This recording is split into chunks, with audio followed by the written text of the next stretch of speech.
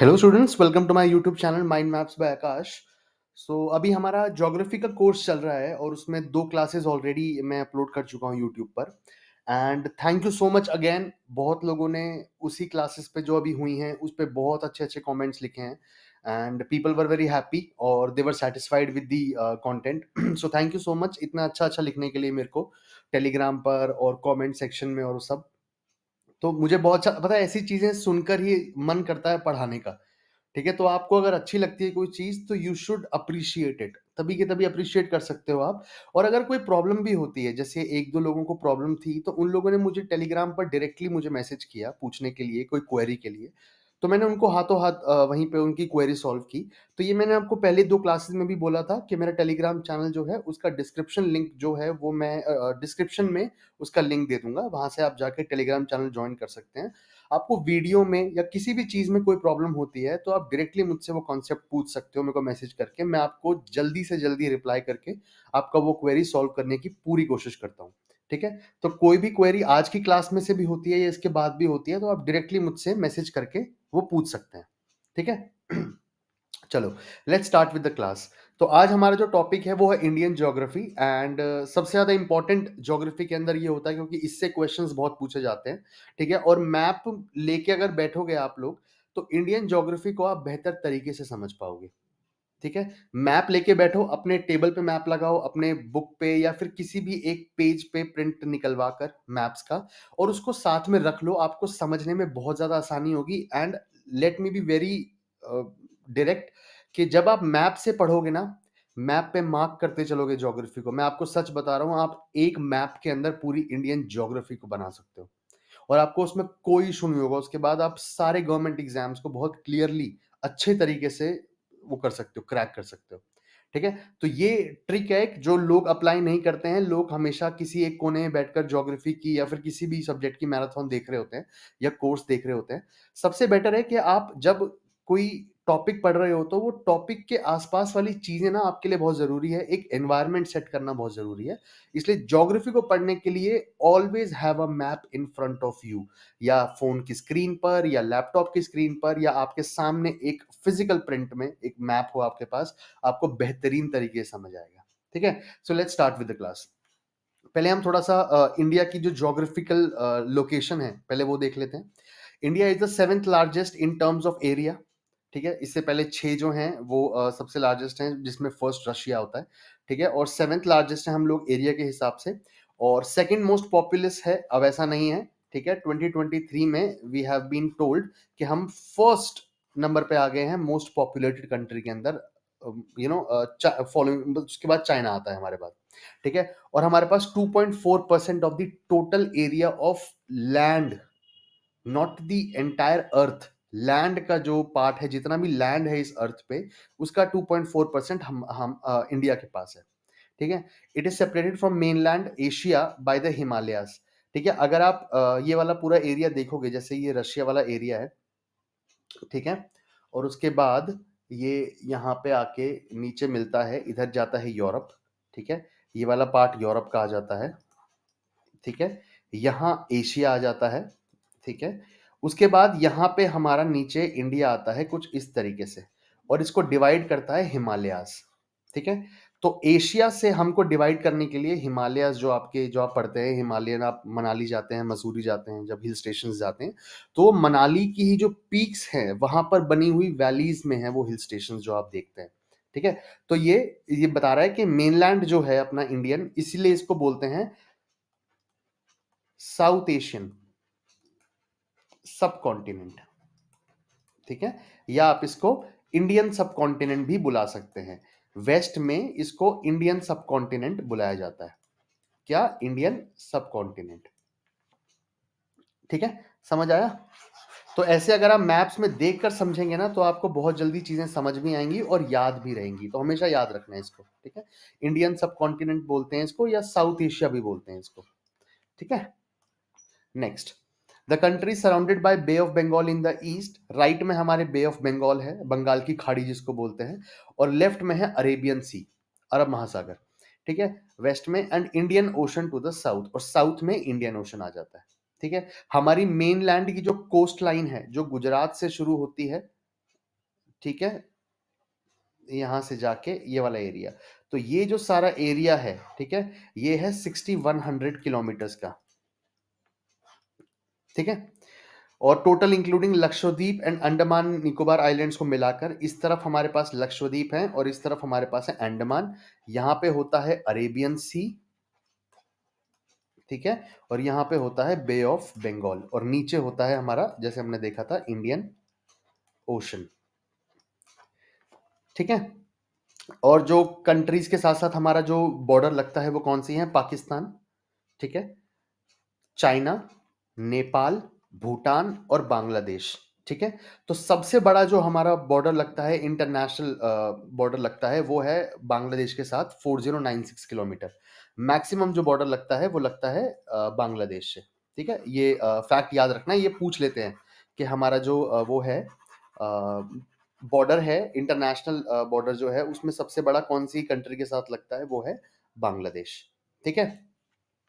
India's longest river is with Bangladesh, longest border is with Bangladesh, ठीक है। Shortest border हमारा है अफगानिस्तान के साथ, बिल्कुल थोड़ा सा पार्ट लगता है, ठीक है। और जो पाकिस्तान लगता है पूरा लेफ्ट में ऊपर नॉर्थ वेस्ट में, और उसमें थोड़ा सा हिस्सा अफगानिस्तान का लगता है, विच इज ओनली 106 किलोमीटर। ये आपसे किलोमीटर्स नहीं पूछेंगे, लेकिन आपको ये याद रखना है कि अफगानिस्तान से सबसे छोटा और बांग्लादेश से सबसे बड़ा। ट्रॉपिक ऑफ कैंसर हमारे यहाँ गुजरात, राजस्थान, छत्तीसगढ़, इन सब एरिया से पूरी ट्रॉपिक ऑफ कैंसर निकलती है इक्वेटर के ऊपर, जो मैंने बताया था 23.5 degree north, and it divides the country into almost 2 equal parts, जिसको हम नॉर्थ इंडिया या साउथ इंडिया भी बोलते हैं, ठीक है। 8 स्टेट से निकलता है। ये क्वेश्चन बहुत ही ट्रिकी क्वेश्चन है, ये याद नहीं रह पाता है, ठीक है। तो हमेशा याद करने के लिए मैप देख के याद कर लीजिएगा, बहुत आसानी होगी आपको, ठीक है। और ये यूपीएससी तक के एग्जाम्स में पूछा जाता है कि ट्रॉपिक ऑफ कैंसर किन स्टेट से पास होती है? 8 स्टेट से, Gujarat, Rajasthan, MP Madhya Pradesh, Chhattisgarh, Jharkhand, West Bengal, Tripura and Mizoram.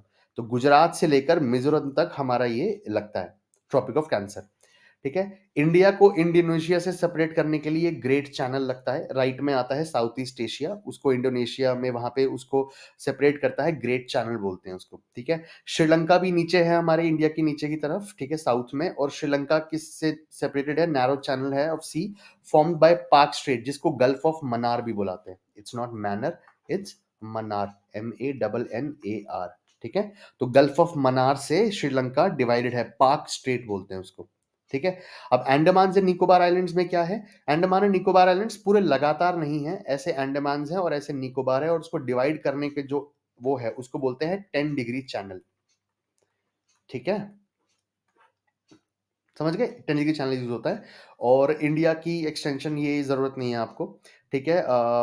और India was originally part of Gondwana continent, ये आपको इतनी डीप में जाने की जरूरत नहीं है, लेकिन मैं कभी आगे क्लास में जब हम लोग वो पढ़ेंगे ना, एल्फ्रेड वैगनर की थियोरी, जिसमें वो कॉन्टिनेंटल ड्रिफ्ट थ्योरी और वो सब पढ़ेंगे, तो वो हम वहां पे इसको श्योरली देखेंगे, ठीक है। The southern most point of the mainland, सबसे साउथ में जो हमारे पॉइंट है, जो कन्याकुमारी भी बुलाते हैं हम, वो है केप कॉमोरिन, ठीक है। केप कोमोरिन सबसे साउथ का सबसे जो पॉइंट है हमारा, लास्ट पॉइंट, वो है वो। और southern most point of the country is Pygmalion point. वो कैसे? क्योंकि अंडमान एंड निकोबार आइलैंड्स जो मेनलैंड है इंडिया का, उससे भी नीचे की तरफ आते हैं, राइट में थोड़ा सा, उसके हिसाब से हमारा पिग्मेलियन जो पॉइंट है वो बन जाता है, या इसको Indira point, majorly Indira point पूछते हैं, वो पिग्मेलियन पॉइंट नहीं पूछते हैं। तो अगर मेनलैंड को सिर्फ देखा जाए तो सबसे वो होता है लास्ट वाला नीचे साउथ में पॉइंट, केप कोमोरिन, कन्याकुमारी। और अगर पूरा इंडिया लिया जाए जिसमें अंडमान एंड निकोबार आइलैंड्स को भी इंक्लूड किया जाए, तब होता है इंदिरा पॉइंट, ठीक है। उसके बाद ऊपर नॉर्थ में आपको पता ही है हिमालयस होते हैं, ठीक है। ईस्ट वेस्ट एक्सटेंशन कहां से होती है? सबसे वेस्ट में जो होता है वो रन ऑफ कच्छ गुजरात से होता है, और सबसे राइट में अरुणाचल प्रदेश में, ठीक है। और इंदिरा कोल जो है ये पॉइंट है जम्मू एंड कश्मीर में, जो सबसे नॉर्दर्न पॉइंट है इंडिया का, ठीक है। स्टैंडर्ड मेरिडियन ऑफ इंडिया, जिसका मतलब कि हमारा जो इंटरनेशनल मेरिडियन लाइन जो है, IML, उसके हिसाब से टाइम डिस्ट्रीब्यूट होता है कंट्रीज में। हमारा जो कंट्री का टाइम है वो 82, ठीक है, और 30 ईस्ट लैटिट्यूड में लाई करता है, और वो Mirzapur, which is in Uttar Pradesh से निकलता है, मिर्जापुर उत्तर प्रदेश से, ठीक है। इसको स्टैंडर्ड टाइम बोलते हैं फॉर द होल कंट्री। अब डिबेट ये चलती है शुरू से कि जब ये मिर्ज़ापुर में जो उत्तर प्रदेश वाला टाइम है, इसके हिसाब से हमारी पूरी कंट्री का टाइम चलता है, ठीक है? और प्रॉब्लम ये होती है बहुत बार कि जो नॉर्थ ईस्टर्न स्टेट्स हैं, वहाँ पर सनराइज़ बहुत जल्दी होता है, ठीक है?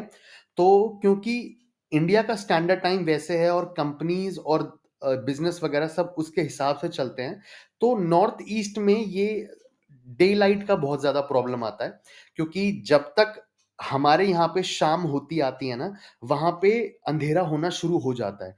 तो बिज़नेस उससे हैम्पर होता है, जो लोग प्राइवेट कल्चर में काम कर रहे हैं, उनके लिए प्रॉब्लम होता है, क्योंकि फिर उनको अगर वो रात को लेट जाएँगे, तो फिर अगले दिन सुबह भी बहुत जल्दी होगी। ठीक है? क्योंकि वहाँ पे सन पहले राइज़ करता है, धीरे-धीरे फिर वेस्ट की तरफ आता है। ये मैंने आपको बताया था कि सबसे पहले ईस्ट में राइज़ होता है और वेस्ट की तरफ आता रहता है। तो ये भी एक डिबेट चल रही है, जिसमें हम कभी सोच रहे हैं कि नियर फ्यूचर में कभी नॉर्थ ईस्ट इंडिया के लिए भी एक टाइम लेके आएँगे मेरिडियन, ठीक है? स्टैंडर्ड मेरिडियन, ताकि जो टाइम है वो सबके लिए सही हो सके और वो अच्छे से बिज़नेस और वो चल सके कंट्री के अंदर। ठीक है? उसके बाद क्या है, इंटरनेशनल ऑर्डर इंडिया स्टेट्स के, ठीक है, विद नेबरिंग कंट्रीज। अब जो स्टेट्स हैं और जो इंटरनेशनल कंट्रीज हैं हमारे यहाँ, जैसे पाकिस्तान है, नेपाल है, चाइना है, उनके साथ कौन से हमारे स्टेट्स लगते हैं। पाकिस्तान के साथ नॉर्थ वेस्ट के सारे स्टेट्स हैं, गुजरात, राजस्थान, पंजाब एंड जम्मू कश्मीर, ठीक है। अफगानिस्तान के साथ सिर्फ जम्मू कश्मीर लगता है। नेपाल के साथ अपना यूपी, बिहार, उत्तराखंड, सिक्किम और वेस्ट बंगाल, ठीक है, ये वाले एरिया सारे लगते हैं नेपाल के साथ। म्यांमार जो है बिल्कुल राइट में, उसमें नॉर्थ ईस्ट स्टेट्स के जो बॉर्डर हैं, अरुणाचल प्रदेश, नागालैंड, मणिपुर एंड सिक्किम, सॉरी मिजोरम, ठीक है। म्यांमार से आप याद भी कर सकते हैं, इसमें एक एम से हो गया मणिपुर, मिजोरम, नागालैंड और अरुणाचल प्रदेश, ठीक है, इससे याद रख सकते हैं। ठीक है, ये 4 स्टेट्स। भूटान के साथ लगता है हमारा सिक्किम, वेस्ट बंगाल, अरुणाचल प्रदेश और असम। बांग्लादेश के साथ जो सबसे बड़ा बॉर्डर है 4096 किलोमीटर का, ठीक है, उसमें वेस्ट बंगाल, मेघालय, मिजोरम, त्रिपुरा एंड असम। ये कुछ चीजें हैं जो आपको याद करनी पड़ेंगी। डायरेक्टली नहीं पूछते हैं, लेकिन कभी भी इनडायरेक्टली एक क्वेश्चन पूछा जा सकता है। चाइना के साथ कौन से लगते हैं? चाइना के साथ बॉर्डर इशू ही हमारे इतने सारे होते हैं। जम्मू कश्मीर, उत्तराखंड, हिमाचल प्रदेश, सिक्किम एंड अरुणाचल प्रदेश। तो पूरी जो हिमालय की लाइन है वो हमारे लगती है चाइना के साथ, ठीक है। तो ऐसे याद रखना है इसको, ठीक है। अब आते हैं फिजिकल फीचर्स ऑफ इंडिया, कि हमारे फिजिकल फीचर्स क्या हैं। हम इसको डिवाइड कैसे करेंगे? हम नॉर्थ से चलते हुए आएंगे साउथ तक और सारी चीजें देखते हुए आएंगे, ठीक है। नॉर्थ में सबसे पहले क्या आते हैं? हिमालयास, ठीक है। मैं आपको एक मैप पे ये फिजिकल फीचर्स को ना एक्सप्लेन करने के लिए एक चीज समझा देता हूं, ठीक है। जैसे हमारे ये हमारा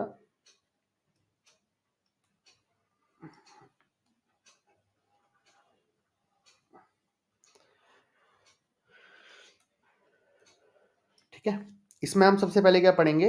ये वाला area which is Himalayan mountains, जो आगे जाके यहां से मुड़ जाता है नीचे की तरफ, ठीक है। तो ये पहले हम पढ़ेंगे हिमालयास, फिर पढ़ेंगे हम यहाँ पे आने वाले नर्दर्न प्लेन्स, जो गंगा के रिवर की वजह से पड़ते हैं, गंगा रिवर और उसकी ट्रिब्यूटरी, ठीक है। यहाँ पे आएंगे हमारे नॉर्दर्न प्लेन्स, ठीक है। उसके बाद हम लोग पढ़ेंगे पेनिनसुलर प्लेट्यू, जो साउथ के पार्ट में पड़ता है, हम ये पढ़ेंगे पेनिनसुलर प्लेट्यू, ठीक है। पेनिनसुलर प्लेट्यू के बाद पढ़ेंगे हम डेजर्ट, जो राजस्थान और कुछ गुजरात के एरिया में आता है, ठीक है। डेजर्ट यहाँ पे पढ़ेंगे, ठीक है। कोस्टल प्लेन्स, मतलब ये जो कोस्ट में ओशन के साथ लगता है हमारा ये सारा एरिया, कोस्टल प्लेन्स, हम इसको देखेंगे। उसके बाद जो हमारे दो आइलैंड्स हैं, ठीक है, आइलैंड्स तो दो नहीं है, हम उनको यूनियन टेरिटरी है हमारी, इसमें बहुत सारे डिफरेंट डिफरेंट आइलैंड्स हैं। रॉस आइलैंड्स फेमस है, सेंटिनल आइलैंड, ठीक है, अंडमान निकोबार, तो ये सारे हैं, और उसका पोर्ट ब्लेयर उसकी जो कैपिटल है। कोई मुझे लक्षद्वीप आइलैंड्स जो हैं, ठीक है, उसकी वो लिखो कमेंट सेक्शन में कैपिटल, ठीक है। यहाँ पे लक्षद्वीप है, तो हम दो आइलैंड्स के बारे में भी पढ़ेंगे, ठीक है। अब समझा दिया मैंने को इंडिया का आपका पूरा मेनलैंड, ठीक है। अब आपको समझ आ गया कि कौन सी चीजें जब हम पढ़ेंगे तो वो इंडिया के मैप में कहाँ कहाँ लाई करती है। अब इससे क्या होगा, आप जब भी इसको रिवाइज करेंगे पीडीएफ के नोट्स को, आपको क्या होगा, आपको वो ये वाला मैप जो मैंने बनाया है वो याद आएगा, और आपको याद रह जाएगा कि हाँ यार, ये ना यहाँ पे लाई करता है और यहाँ पे ऐसी ज्योग्राफी है। तो ज्योग्राफी ऐसी है तो क्या-क्या चीज़ें यहाँ पे होंगी, ठीक है? कैसे काम होता होगा। पहले हम पढ़ते हैं हिमालयन माउंटेन्स, ठीक है? हिमालयन माउंटेन्स जो हैं वो पेनिनसुलर जो डेक्कन प्लेटो है और नीचे वाले जो सदर्न इंडिया के माउंटेन्स हैं, उनमें फ़र्क ये है कि जो हिमालयन माउंटेन्स है ना, they are very young and structurally fold mountains. Fold mountains मतलब जब भी 2 लैंड आकर टकराते हैं, ठीक है? तो उसके बाद ये लैंड का हिस्सा यूँ अपने एक दूसरे के पास ऐसे आने लगता है, ठीक है? ये जो माउंटेन्स बने हैं, ऐसे बने हैं हिमालयन माउंटेन्स हमारे, ठीक है? और ये फोल्ड माउंटेन्स है, मतलब 2 प्लेट्स जब अर्थ की जो क्रस्ट है, जब वो 2 प्लेट्स आके टकराईं, तो फिर फोल्ड माउंटेन्स बनने शुरू हुए। तो ये यंग हैं और फोल्ड माउंटेन्स हैं, ठीक है? और फोल्ड माउंटेन सबसे ओल्डेस्ट कौन सी है? राजस्थान, दिल्ली, और ये इस वाले एरिया में पूरी पड़ती है। इसको बोलते हैं अरावली रेंज, और इसकी जो पीक है उसको बोलते हैं गुरु शिखर, ठीक है? मैं साथ-साथ पढ़ाता जाऊँगा ताकि आपको याद रहे, कनेक्ट कर पाओ आप। अरावली रेंज में पीक है गुरु शिखर, ठीक है? It stretches for a distance of 2400 kilometre तक ये फैला हुआ है, पूरा यूँ होके जाता है, ठीक है? From Indus gorge in the west of Brahmaputra gorge in the east, ठीक है? ब्रह्मपुत्र जो रिवर है जहाँ से वो आती है पूरा चाइना के उससे तिब्बत के एरिया से, तो वहाँ तक ये पूरा जाता है माउंटेन्स, ठीक है? हिमालयाज़ और सेंट्रल एशिया जो है, जो अपना कज़ाकिस्तान है, तुर्कमेनिस्तान है, सेंट्रल एशिया जो है, इसके साथ कनेक्ट करने के लिए पामीर नोट जो है, वो फ़ेमस है। इसको बुलाया जाता है roof of the world as it is the connecting link between Himalayas and the high ranges of central Asia. ठीक है? नॉर्दर्न माउंटेन्स को हम बाँट देते हैं किसमें? ट्रांस हिमालयाज़, जो बिल्कुल एशिया की तरफ पड़ते हैं, हमारे सबसे ऊँचे माउंटेन्स वो। फिर आते हैं हमारे हिमालयाज़ जिसमें लोअर हिमालयाज़ और वो सब आते हैं। फिर आते हैं ईस्टर्न और पूर्वांचल हिल्स। पूर्वांचल आपने सुना होगा, नॉर्थ ईस्ट इंडिया में जो हिल्स चले जाते हैं, ईस्टर्न और पूर्वांचल हिल्स, जैसे अरुणाचल प्रदेश, नागालैंड, मिज़ोरम, इस सब में चले जाते हैं, ठीक है? ट्रांस हिमालयाज़ हैं अपने वेस्टर्न हिमालयाज़, ठीक है? जो लद्दाख और कश्मीर ये वाला जो एरिया है वहाँ पे। They are about 40 kilometer wide in its eastern and western extremities and are about 225 kilometer wide in its central part. तो इतने चौड़े, ये इतना नहीं पूछेंगे आपसे, बस इतना याद रखना। यहाँ पे सबसे मेजर रेंज जो है वो सबसे ऊंची वाली है, कौन सी? जांस्कर। इसका जो करेक्ट स्पेलिंग है वो है ये जांस्कर, ठीक है? लद्दाख, कैलाश और काराकोरम। अब ये रेंज से आपको याद कैसे करना है? ये याद रखिएगा कि ट्रांस हिमालयाज़ जो हैं वो बहुत सबसे ऊँचे वाले हिमालयाज़ हैं, ठीक है? जिसमें लद्दाख आपको याद रहेगा कि हाँ यार, लद्दाख पे जो जाने वाले लोग हैं ना, वो बहुत कम लोग हैं। समझो इस बात को ऐसे याद करने के लिए, ठीक है? कि लद्दाख वाली जो रेंज जब लद्दाख जाते हैं तो बहुत कम लोग जाते हैं हिल स्टेशंस के उस पे, ठीक है? क्योंकि लोग मनाली, शिमला वगैरह जाते हैं क्योंकि वो नीचे की तरफ है, वहाँ जाने में कम वक़्त लगता है। तो लद्दाख से याद रखना, ट्रांस हिमालय जो सबसे ऊँचे हिमालयाज़ हैं, वो लद्दाख उसकी एक रेंज है। ज़ास्कर उसकी एक रेंज है जो जम्मू कश्मीर और बिल्कुल नॉर्थ वेस्टर्न पार्ट में पड़ती है। कैलाश आपको पता है, कैलाश माउंटेन जो बहुत ऊँचा है, शिव जी के उससे वो फ़ेमस है। तो कैलाश आप ऐसे याद रख सकते हैं, और काराकोरम रेंज आपको पता है कि आर्मी यूनिट्स है, बहुत ऊपर जाके हैं काराकोरम रेंज। तो ये चारों जो हैं ये ट्रांस हिमालयाज़ में आती हैं। ठीक है? फिर आते हैं जो नॉर्मल हिमालयाज़ हम होते हैं, वो यंग फोल्ड माउंटेन है, मैंने बताया। Main division of these Himalayas are Greater Himalayas, Lesser Himalayas और शिवालिक्स जो बोलते हैं। सबसे नीचे जो नॉर्दर्न गंगा प्लेन्स के पास जो आके रुकते हैं वो होते हैं शिवालिक्स, ठीक है? उसके बाद उससे ऊपर लेसर हिमालयाज़ और फिर ग्रेटर हिमालयाज़, ठीक है? तो आप समझ रहे हो कि कैसे रेंज बनती है? ट्रांस हिमालयाज़, ठीक है? ग्रेटर हिमालयाज़, लोअर हिमालयाज़ और शिवालिक्स, ठीक है? ऐसे बनता है पीक पूरा, ठीक है? ग्रेटर और इनर हिमालयाज़ और द हिमाद्री बोलते हैं ग्रेटर हिमालयाज़ को, या फिर इनर हिमालयाज़। इनर हिमालयाज़ क्यों बोलते हैं? क्योंकि जो आउटर हिमालयाज़ हो गए उनको बोलते हैं ट्रांस हिमालयाज़, जो हमने देखा था अभी। तो ग्रेटर हिमालयाज़ को इनर हिमालयाज़ भी बोला जाता है या हिमाद्री भी बोला जाता है, ठीक है?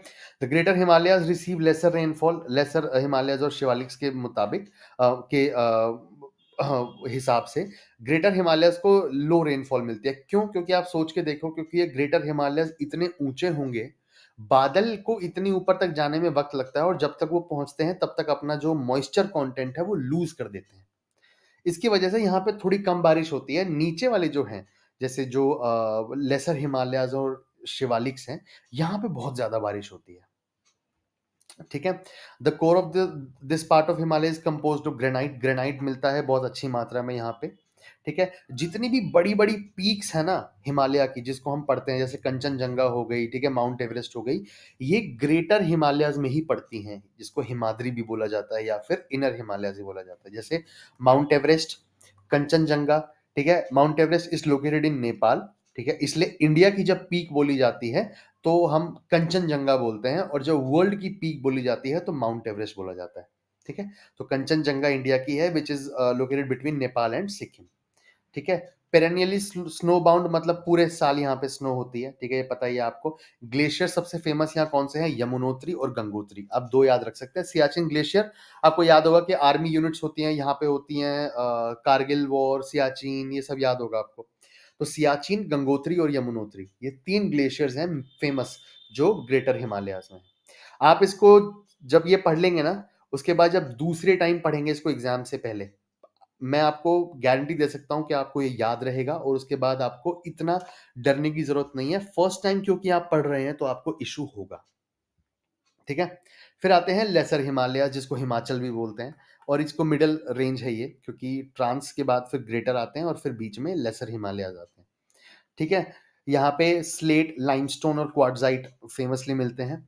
सबसे माउंटेन रेंजेस सबसे फेमस कौन-सी हैं? पीर पंजल, धौलाधार और महाभारत रेंजेस, ठीक है? महाभारत नेपाल और वो सारे एरिया, ठीक है? पीर पंजल, धौलाधार एंड महाभारत रेंज, ये सबसे फेमस हैं लेसर हिमालयाज़ की। हिल स्टेशंस मेजर कौन से हैं जहाँ पे हम जाते हैं? शिमला, मसूरी, नैनीताल, अल्मोड़ा, रानीखेत, दार्जिलिंग, ठीक है?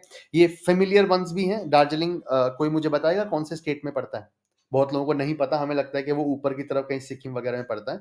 बेसिकली ये वेस्ट बंगाल में पड़ता है। वेस्ट बंगाल अगर आप मैप में देखेंगे, तो आपको दिखेगा वो ईस्टर्न पार्ट में है, लेकिन एक छोटे से हिस्से उसकी जुड़ती हुई ऊपर हिमालयाज़ की तरफ भी जाती है। वहाँ पड़ता है दार्जिलिंग, ठीक है? कौन सी है? शिमला, मसूरी, नैनीताल, अल्मोड़ा, रानीखेत और दार्जिलिंग फेमस हिल स्टेशंस है। इसका मतलब अगर वो पूछेंगे कि एग्ज़ाम में क्वेश्चन कैसा आएगा कि सबसे ज़्यादा हिल स्टेशंस जो हैं, ठीक है, इंडियन सबकॉन्टिनेंट में, और या फिर इंडिया के अंदर सबसे ज्यादा हिल स्टेशंस कौन से हिमालयाज पे पाए जाते हैं, तो कहाँ पे मिलते हैं? लेसर हिमालयाज और द हिमाचल, ठीक है? फिर आते हैं लास्ट शिवालिक्स और आउटर हिमालयाज, ठीक है? शिवालिक्स जो होते हैं वो जम्मू कश्मीर से असम की तरफ जाते हैं, ठीक है? वो पूरा लेफ्ट से राइट तक जाता है, ठीक है? और हिमालयन रिवर्स से जो डेबरी मतलब पहाड़ टूट के, स्टोन्स टूट टूट के आते हैं, उससे बनाया हुआ है बेसिकली शिवालिक्स ये, ठीक है? उसके बाद जो ये है longitudinal valleys found between Shivaliks and Lesser Himalayas are called Duns, ठीक है? वो क्वेश्चंस ये पूछते हैं कि ये क्वेश्चन आता है बेसिकली, जो वैलीज होती हैं, जो शिवालिक और लेसर हिमालय के बीच में, वैली क्या होती है? जैसे ये माउंटेन है, ठीक है?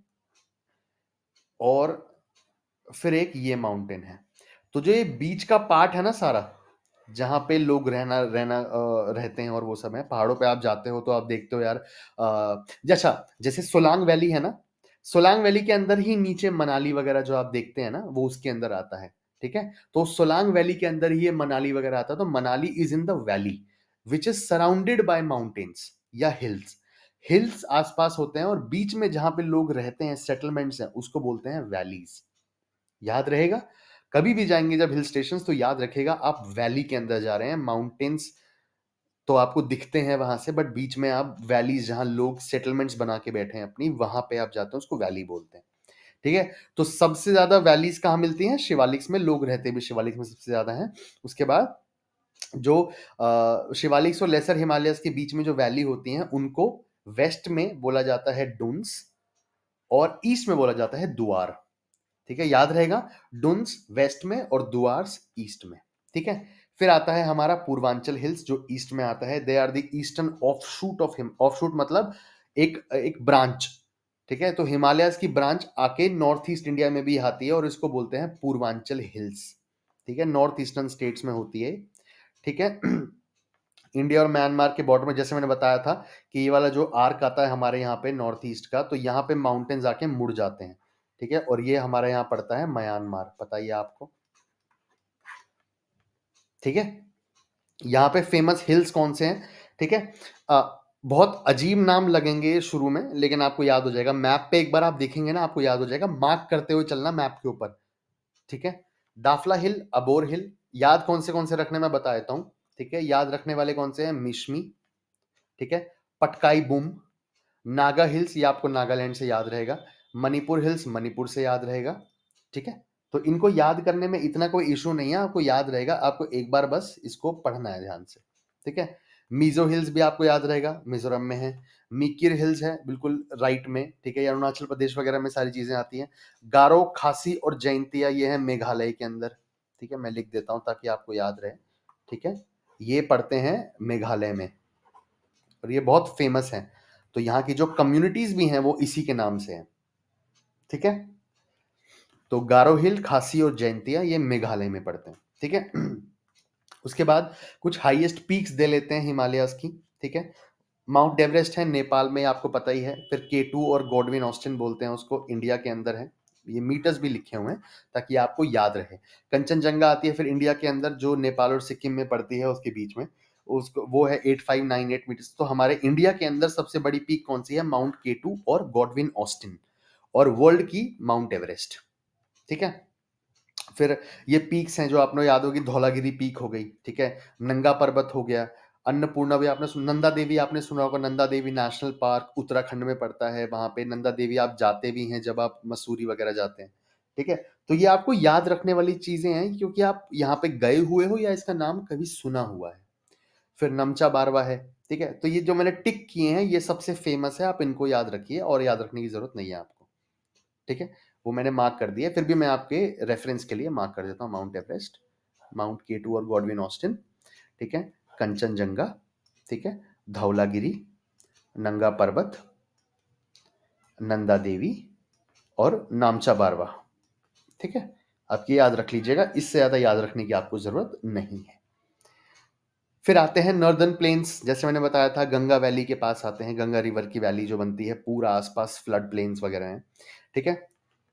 एल्यूवियम, ये द मोस्ट फर्टाइल सॉइल, ये मैंने आपको पढ़ाया था। एल्यूवियम जो ऊपर से रेत बहते हुए आती है पानी के फ्लो के साथ, गंगा रिवर के साथ, और फिर वो उसके बैंक्स किनारों के ऊपर बैठ जाती है, वो उसके उससे बने हैं सारे ग्रेट नॉर्दर्न प्लेन्स जिसको बुलाते हैं, ठीक है। और वो सबसे it it deposited by the reverse Indus, Indus जो वेस्टर्न पार्ट में बहती है, गंगा जो ऊपर नॉर्दर्न से आती है, ब्रह्मपुत्र जो बिल्कुल राइट में आती है, और उनकी ट्रिब्यूटरी मतलब उनकी शाखाएं जो रिवर्स के जैसे रिवर जा रही है, ठीक है।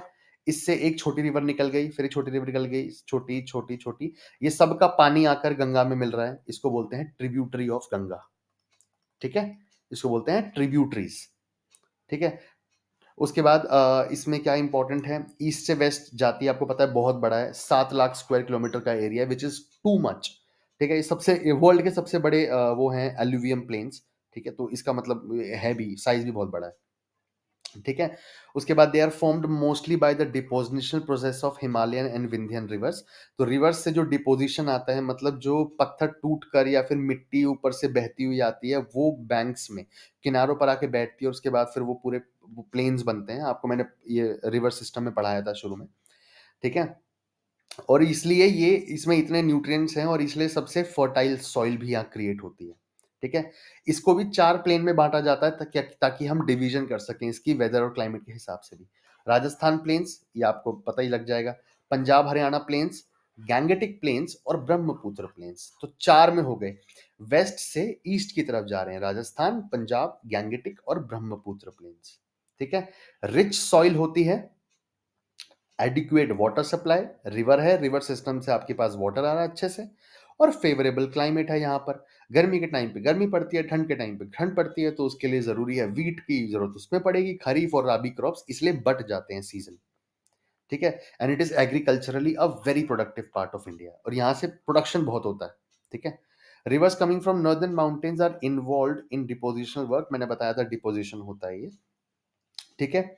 और इसमें एक और फैक्ट याद रख सकते हैं, मजूली आइलैंड जो है ब्रह्मपुत्र रिवर में बनता है ये, it is the largest inhabited riverine island in the world.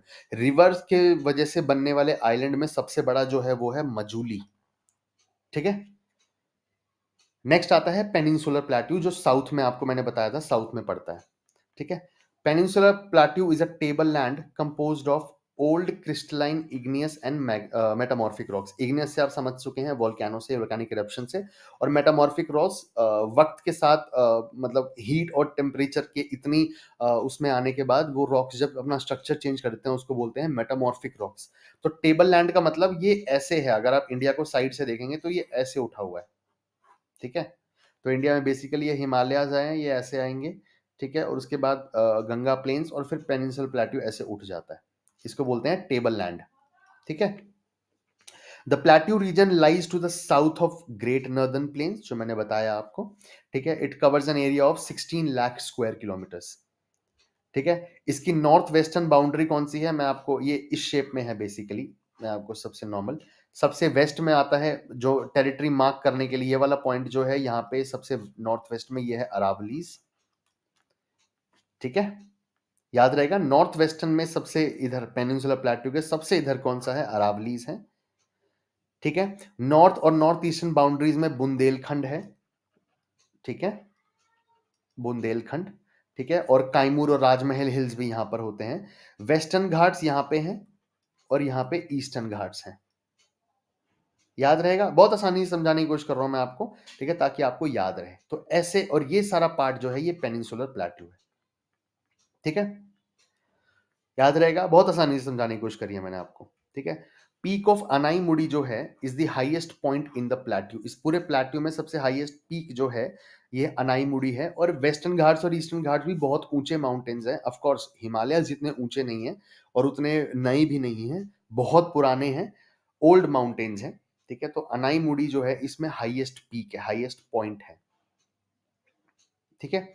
All the major river जैसे महानदी, गोदावरी, कृष्णा, कावेरी, ये मैंने इसलिए लिखा है क्योंकि इसी तरीके से नॉर्थ टू साउथ ये आती हैं। इसका मतलब अगर ये इंडिया का ये वाला पार्ट है तो पहले महानदी, फिर गोदावरी, फिर कृष्णा और फिर कावेरी। आपको याद रहेगा, महानदी, गोदावरी, कृष्णा, कावेरी, याद रहेगा मैंने, और उसी पैटर्न में डाला ताकि आपको याद रहे, ठीक है। नॉर्थ से साउथ में ऐसे आती हैं। ये बहुत बार पूछ सकते हैं कि नॉर्थ टू साउथ सेट कर दीजिए, कौन सी रिवर पहले है कौन सी बाद में, ठीक है। क्योंकि ये यूपीएससी के बहुत मेजर क्वेश्चंस है जो हमेशा आते हैं। नॉर्थ से साउथ बताते हैं वो कि 4 चीजें लिख देंगे, बता दो नॉर्थ से साउथ कैसे उसमें आएंगे, वो ओरिएंटेशन कैसी होगी उसकी। और एसएससी धीरे धीरे अब वो जो वैसे सवाल हैं जीएस के अंदर वो डालना शुरू कर रहा है, जो कि एनालिटिकल क्वेश्चंस हैं जिसमें सोचना पड़ेगा, डायरेक्ट फैक्ट्स नहीं है उसके अंदर। तो उसके लिए आपको तैयार होना बहुत जरूरी, क्योंकि एक भी अगर कोई सरप्राइजिंग क्वेश्चन आ गया जिस टॉपिक को आप जानते हैं, उसको भी अगर आप नहीं कर पा रहे हैं एनालिटिकली और वो स्किप कर दे रहे हैं, तो फिर उसका फायदा नहीं हुआ आपका वो टॉपिक पढ़ने का। अगर आप उस टॉपिक में से आंसर सही से नहीं दे पा रहे हैं, आपको टॉपिक पढ़ना है और इस तरीके से पढ़ना है कि इसमें से अगर कोई आपसे सवाल पूछ ले तो आप उसको लीव नहीं करोगे, ठीक है। उसके बाद जो रिवर्स आप देखेंगे हमारी कंट्री में, मेजरली वो सारी रिवर्स ना बहते हुए आकर ईस्टर्न में जो पार्ट में है बे ऑफ बंगाल, वहां पर जाके गिर जाती हैं। लेकिन कुछ ही ऐसी हैं वेस्ट फ्लोइंग रिवर्स जो अरेबियन सी में जाती हैं, जैसे ताप्ती रिवर, नर्मदा रिवर, ठीक है। उसके बाद लूनी रिवर जो राजस्थान में है, वेस्टर्न फ्लोइंग है, बेशक वो राजस्थान से निकल के राजस्थान में ही घुल मिल जाती हो, सी तक नहीं पहुंच पाती हो, but still west flowing rivers बहुत कम हैं, जिसमें सबसे मेजर है नर्मदा और तापी। और यही जो है ये पेनिनसुलर प्लेट्यू में सिचुएटेड हैं, जो विंध्या माउंटेन्स जो हैं वहां पे आती हैं, ठीक है। और इसमें क्या इंपॉर्टेंट है आपको जो पढ़ाया जा सकता है, ठीक है। नर्मदा जो रिवर है ये जो है प्लेट्यू इंडिया के जो है नॉर्थ इंडिया और साउथ इंडिया में बांटता है, ऊपर और नीचे, ठीक है। नॉर्थ इंडिया और साउथ इंडिया में बांटता है उसको। पेनिनसुलर प्लेट्यू में आते हैं सेंट्रल हाईलैंड्स, ठीक है। Central Highlands extend between river Narmada and Northern Great Plains, plains और नर्मदा के बीच में, ठीक है, सेंट्रल हाईलैंड्स आते हैं। यहाँ पे कौन से हैं, अरावलीज, वेस्ट में बिल्कुल सबसे अरावलीज पड़ता है। These will extend from Gujarat through Rajasthan to Delhi in the north westerly direction for distance about 7 kilometres. ये अरावलीज के बारे में बताया हुआ है, ठीक है। तो सेंट्रल हाईलैंड्स में अरावलीज बहुत फेमस है जो बिल्कुल वेस्ट में पड़ती है उसके। तो उसकी जो पीक है, हाईएस्ट पीक, वो गुरु शिखर है जो मैंने बताया था कुछ देर पहले आपको, ठीक है। वेस्टर्न पार्ट जो है सेंट्रल हाईलैंड्स का, उसको बोलते हैं मालवा प्लेट्यू, ठीक है। इसमें सबसे अच्छी रिवर, सबसे मेजर रिवर्स कौन सी है, चंबल, बेटवा, केन, ठीक है। और कहां से होती हैं, मालवा प्लेट्यू से निकलती हैं और फिर बाद में आगे जाके गंगा में किसी तरीके से मिल जाती हैं। ठीक है, तो सेंट्रल हाईलैंड्स में फेमस क्या है? मालवा प्लेट्यू। ठीक है, मालवा प्लेट्यू में आपकी मेजर रिवर्स जो हैं आपको याद रखने वाली हैं, वो कौन सी हैं? चंबल, बेटवा एंड केन। ठीक है, उसके बाद the part of the Central Highlands which extends to the east of Malwa plateau उसको बोलते हैं बुंदेलखंड। और उसके बाद आगे जाके वो और चला जाता है बाघेलखंड की तरफ। ठीक है, बुंदेलखंड और बाघेलखंड। ठीक है, उसके बाद और राइट में जाओगे आप सेंट्रल हाईलैंड्स में तो आएगा आपका छोटा नागपुर प्लेट्यू।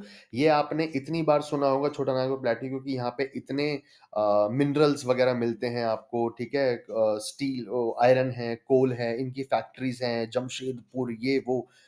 तो ये छोटा नागपुर प्लेट्यू की जो रिवर्स बहुत सारी निकलती हैं। छोटा नागपुर प्लेट्यू से रिवर्स कैसे निकलती हैं? एक पॉइंट से ही बहुत सारी रिवर चारों तरफ निकलती हैं। ठीक है, तो छोटा नागपुर प्लेट्यू इसलिए भी फेमस है क्योंकि यहाँ पे जो रिवर्स हैं वो एक ही पॉइंट से बहुत सारी रिवर्स इस तरीके से निकलती हैं। ठीक है, तो ये आप याद रख सकते हो कि यहाँ पे सेंट्रल हाईलैंड्स में ही आते हैं छोटा नागपुर प्लेट्यू भी, जिसमें ये कवर करता है झारखंड को, उड़ीसा, वेस्ट बंगाल, बिहार और छत्तीसगढ़, और सबसे ज्यादा मिनरल रिसोर्सेज यहाँ पे मिलते हैं। मैं आपके रेफरेंस के लिए सेंट्रल हाईलैंड्स में मेजर चीजें पढ़ने वाली क्या डाल देता हूँ, मार्क कर देता हूँ। अरावलीज, ठीक है, बताया मैंने, मालवा प्लेटो, बुंदेलखंड, ठीक है, बागेलखंड और छोटा नागपुर प्लेटो। ठीक है, याद रह जाएगा, अरावली, मालवा प्लेटो, बुंदेलखंड, बाघेलखंड और छोटा नागपुर प्लेटो। ठीक है, फिर आता है हमारा डेक्कन प्लेटो जो नीचे की तरफ चला जाता है। अभी हमने बेसिकली पेनिनसुलर को ना, पेनिनसुलर प्लेटो जो हम देख रहे थे उसको हमने और छोटे छोटे चीजों में डिवाइड कर दिया ताकि आसानी से समझा जा सके। डेक्कन प्लेटो भी उसमें सदर्न पार्ट में आता है। It is the largest part of the plateau region. जो पेनिनसुलर प्लेटो है उसका सबसे लार्जेस्ट पार्ट डेक्कन प्लेटो में आता है, और थोड़ा सा पार्ट बस सेंट्रल हाईलैंड्स में। समझा देता हूं आपको, जैसे ये मैंने पेनिनसुलर प्लेटो बताया था इस शेप में, वैसे है तो इस शेप में कुछ, ठीक है, लेकिन मैं आपको रेफरेंस के लिए ऐसे बता रहा हूं कि इस शेप में है। तो ये वाला थोड़ा सा पार्ट है सेंट्रल हाईलैंड्स, और ये बाकी सारा पार्ट जो है ये है डेक्कन प्लेटो। ठीक है, तो इतना इंपॉर्टेंट है डेक्कन प्लेटो पेनिनसुलर रीजन के अंदर। ठीक है, और वेस्टर्न घाट्स इसका वेस्टर्न रेंज बनाते हैं जो बहुत फेमस है। यहाँ पे इतने सारे नेशनल पार्क्स भी हैं, और यहाँ पे जो वो है बायोडाइवर्सिटी पार्क्स इतने सारे हैं, क्योंकि यहाँ की जो बायोडाइवर्सिटी है वो बड़ी स्ट्रांग है। ठीक है, क्योंकि यहाँ पे जो माउंटेन्स वगैरह हैं वो मतलब इनकी जो वो है ग्रीनरी है वो बहुत ज्यादा है, और बहुत ही अच्छे माउंटेन्स हैं, full of trees and everything, forest वगैरह बहुत भर भर के हैं यहाँ पे वेस्टर्न घाट्स में।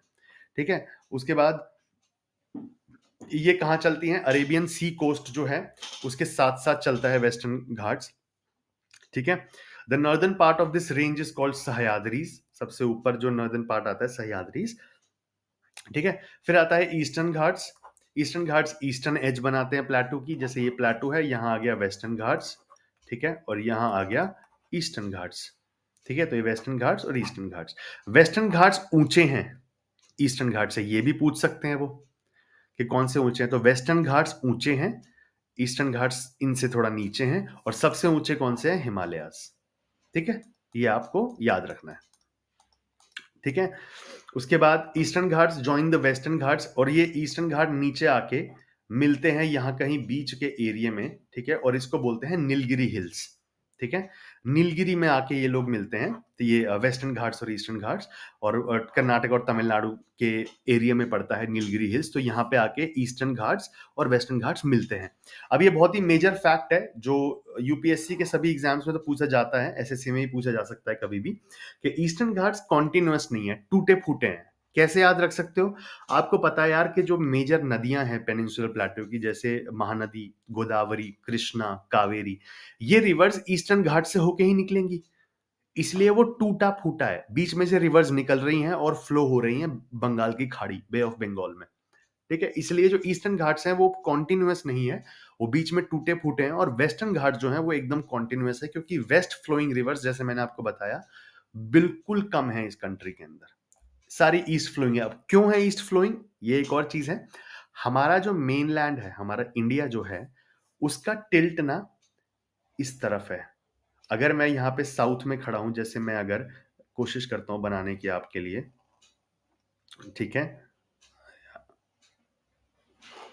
ठीक है, ऐसे है, ठीक है, तो ये इस तरफ झुका हुआ है मेनलैंड, ठीक है, ठीक है, यहाँ पे थोड़ा ऊंचा है, फिर जाते जाते यहाँ पे थोड़ा नीचे हो जाता है, इसलिए रिवर्स जो है मेजरली वो ईस्टर्न फ्लोइंग रिवर्स हैं। समझिए इस बात को। अब आपको शायद अच्छे समझ आ पाएगा कि क्यों वेस्ट फ्लोइंग रिवर्स कम है, ठीक है। फिर आता है इंडियन डेजर्ट, जिसको आप बहुत अच्छे से जानते हो, थार डेजर्ट जो है हमारा, ठीक है। The Great Indian Desert is a large arid region. Arid region मतलब सूखा, ठीक है, एरिड का मतलब सूखा। नॉर्थ वेस्टर्न पार्ट में है, राजस्थान गुजरात वाले एरिया में, पता है आपको, ठीक है। And part of Indian subcontinent that covers an area of 2 lakh kilometre square and forms a natural boundary between India and Pakistan के बीच में बाउंड्री क्रिएट करता है। It is the world 7th largest desert, ठीक है। This region receives very low rainfall, ठीक है, 150 बहुत कम है, हम सेंटीमीटर्स में पढ़ते हैं बेसिकली, तो यहाँ पे रेनफॉल ना के बराबर ही है, समझ लीजिए। फिर आते हैं हमारे कोस्टल प्लेन्स, ठीक है, जिसमें वेस्टर्न कोस्टल प्लेन्स आ गए और ईस्टर्न कोस्टल प्लेन्स आ गए, ठीक है। वेस्टर्न कोस्टल प्लेन जो है, ठीक है, ये वेस्टर्न घाट्स और अरेबियन सी के बीच में पड़ते हैं। वेस्टर्न घाट्स हो गए पहाड़, उसके बाद नीचे प्लेन्स आते हैं और फिर अरेबियन सी, ठीक है, अरब महासागर शुरू हो जाता है, तो बीच में वाला पार्ट है, इसको बोलते हैं western coastal plain. Run of Kutch, Gujarat से चलते चलते ये नीचे कन्याकुमारी साउथ तक आते हैं, ठीक है, बिल्कुल पूरा पूरा कवर करते हैं एरिया को, ठीक है। सबसे ऊपर वाला पार्ट जो है इसका, उसको बोलते हैं कोंकण प्लेन, बीच वाले को बोलते हैं कनाडा प्लेन, और सबसे नीचे वाले को बोलते हैं मालाबार कोस्ट। इसका मतलब अगर ये ऐसे बनता हुआ आ रहा है, तो ये वाला जो है ये हो गया कोंकण, ठीक है, कनारा, एंड फिर यहां सबसे लास्ट में आता है मालाबार, ठीक है, इस वाले में। ये वाला जो पार्ट है पूरा ईस्टर्न प्लेन, इसके यहां पे इसको बोलते हैं कोरोमंडल कोस्ट। कोरोमंडल तो याद रहेगा ये आपको, ये आपको शायद ये कभी वर्ड आपने सुना हो, तो इसलिए याद रहेगा, ठीक है। कोरोमंडल कोस्ट ईस्टर्न में पड़ता है, वेस्टर्न में पूरा वेस्टर्न घाट्स और अरेबियन सी के बीच में पूरा कोस्टल प्लेन्स है, और इसमें ऊपर वाले पार्ट को कोंकण, कनारा, और सबसे नीचे वाले को मालाबार बोलते हैं, ठीक है। यहाँ पे एक और फिनोमिनन है जो होता है, बैक वाटर्स होते हैं, कयाल जिसको बोला जाता है, केरला के एरिया में, ठीक है। जैसे मैंने आपको कुछ क्लासेस में बताया था कि वेम्बनाड लेक जो है वो केरला में सबसे फेमस है, ठीक है। तो केरला के रीजन में एक बैक वाटर्स, ठीक है, एक फिनोमिना होता है जिसका कयाल बोला जाता है, तो वो वेस्टर्न कोस्टल प्लेन पे अवेलेबल है। कयाल्स आप याद रख लीजिएगा, कयाल बैकवाटर्स जो हैं, ठीक है, वो वेम्बनाड लेक के केरला के रीजन में ये पाए जाते हैं, which is in western coastal plain. फिर आते हैं ईस्टर्न कोस्टल प्लेन, वही ये ईस्टर्न घाट्स और बे ऑफ बंगाल के बीच में आते हैं, ठीक है। The coastal plain lies between Mahanadi and Krishna river, मैंने बताया था महानदी, गोदावरी, कृष्णा, कावेरी, यहां तक आते आते पूरा आते हैं। इनको नॉर्दर्न सिरकार भी बोला जाता है, एंड सर्दर्न पार्ट जो होता है वो कृष्णा और कावेरी के बीच में कोरोमंडल कोस्ट के नाम से बुलाया जाता है, ठीक है। 4 रिवर्स बताई थी मैंने, महानदी, गोदावरी, कृष्णा, इन के बीच में जो एरिया आता है वो नॉर्दर्न सिरकार बोला जाता है जिसको, और उसके बाद कृष्णा के बाद कावेरी रिवर और उसके नीचे तक पूरा उसको कोरोमंडल कोस्ट बोला जाता है, ठीक है। लेक चिलिका जो है उड़ीसा में, it is the largest lake of India, ठीक है, याद रखेंगे। लार्जेस्ट लेक कौन सा है इंडिया का? लेक चिलिका, ठीक है। और ये लार्जेस्ट फ्रेश वाटर नहीं है, ये लार्जेस्ट सॉल्ट वाटर लेक है, ठीक है। चिलिका लेक उड़ीसा के अंदर लार्जेस्ट सॉल्ट वाटर लेक है। अच्छा, लार्जेस्ट फ्रेश वाटर लेक कोई बताओ मुझे, ठीक है। Largest fresh water lake of India, ये जीके और जीएस है, ये हम डेफिनेटली पढ़ेंगे अपने क्लासेस में ताकि आपको ये याद रहे छोटी छोटी चीजें। तो मुझे बताओ कि सबसे लार्जेस्ट फ्रेश वाटर लेक कौन सा है हमारी कंट्री का, ठीक है। कमेंट सेक्शन में आप लिख सकते हैं, ठीक है, मैं तो बता ही दूंगा, ठीक है, मुझे कोई इशू नहीं है, लेकिन मैं चाहता हूं कि थोड़ा रिस्पॉन्सिव सा रहे हमारा सेशन, ठीक है, और आप कमेंट सेक्शन में ये चीजें लिखें ताकि आपको जब सर्च करेंगे तो आपको याद भी रहेगा, ठीक है। Kolleru lake lies between deltas of Godavari and Krishna, ठीक है, कोलेरू लेक भी आता है। फिर पुलिकत लेक है जो आंध्र प्रदेश और तमिलनाडु के बॉर्डर पे सिचुएटेड है, ठीक है। इसका answer, largest fresh water lake का आंसर है Wular lake, which is in Jammu and Kashmir, ठीक है, वुलार लेक। फिर आते हैं हमारे आइलैंड, जिसमें दो मेजर कौन से हैं, अंडमान एंड निकोबार आइलैंड्स और लक्षद्वीप आइलैंड्स। इसमें याद क्या रखना है आपको बस, कि अंडमान एंड निकोबार ग्रुप में 572 आइलैंड्स हैं और ये ईस्टर्न पार्ट में आता है which is Bay of Bengal, और लक्षद्वीप में ओनली 27 आइलैंड्स जो आते हैं अरेबियन सी में। ठीक है, जो बैरन आइलैंड हमने कुछ टाइम पहले वोल्केनोज में सेकंड क्लास में वोल्केनोज जब हमने पढ़ा था तो वहां पे हमने देखा था कि बैरन आइलैंड के बारे में पढ़ा था हमने, एक्टिव वोल्केनो, वो कहां पड़ता है, अंडमान एंड निकोबार में। ठीक है, अंडमान एंड निकोबार आइलैंड दो एंड इसलिए डाले हुए हैं क्योंकि ये दो में डिवाइड होते हैं, अंडमान इन the north and Nicobar in the south. Port Blair जो है वो इसकी एडमिनिस्ट्रेटिव कैपिटल है, और अंडमान को निकोबार से बीच में जोड़ने वाली लाइन जो है उसको 10 डिग्री चैनल बोलते हैं। सदर्न मोस्ट टिप हमने देखा था नॉर्दर्न आइलैंड, वो निकोबार आइलैंड में आएगी विच इज इंदिरा कोल। ठीक है, या पेगमेलियन पॉइंट भी बोलते हैं उसको, and is India's only active volcano which is Barren Island, Andaman and Nicobar group of islands में। ठीक है, फिर हम पढ़ते हैं Lakshadweep islands. It is a small group of coral islands. Coral reefs जो हैं वो हम ज्योग्राफी में आगे पढ़ेंगे। कोरल रीफ्स ओशन में बनती हैं और धीरे धीरे ये फेमस इसलिए हुई है क्योंकि ऑस्ट्रेलिया के अंदर ग्रेट बैरियर रीफ के नाम से ये बहुत बड़ा एरिया है जो उसके ऑस्ट्रेलियन आइलैंड के पास पड़ता है। ठीक है, तो कोरल रीफ वहां पे धीरे धीरे हमारे ओशन को पोल्यूट करने की वजह से वो खराब होती जा रही हैं, खत्म होती जा रही हैं। तो ये न्यूज में कुछ सालों से बहुत ही कंसर्न है लोगों का कि वो खत्म होती जा रही है, क्योंकि ये बहुत बड़ा रोल प्ले करती हैं एक्वेटिक लाइफ में, जो ओशन के अंदर लाइफ है उसके। ठीक है, तो लक्षद्वीप आइलैंड्स कोरल आइलैंड्स से बने हुए हैं और वेस्ट कोस्ट ऑफ इंडिया पे हैं, ये आपको पता है। ठीक है, और ये लक्षद्वीप आइलैंड मालदीव्स के साथ साउथ, ये हमारा ये है, यहाँ पे आगे हमारा श्रीलंका, यहाँ पे हो गया लक्षद्वीप, और लक्षद्वीप के बाद नीचे मालदीव जो है उससे कनेक्ट होता है, उसको बोलते हैं 8 डिग्री चैनल। ठीक है, हमने 10 पढ़ा था अंडमान और निकोबार को कनेक्ट करने के लिए, और लक्षद्वीप और मालदीव को कनेक्ट करने के लिए हम लोग 8 डिग्री चैनल देखते हैं। ठीक है, उसके बाद ये हैं आपके मेजर आइलैंड्स। ठीक है, अभी हमने आइलैंड्स पढ़ा, अभी हमने सारी चीजें पढ़ी हैं, आप इसको एक बार पीछे जाके फिर याद कर सकते हैं। ठीक है, उसके बाद हमारे पास जो टॉपिक है वो है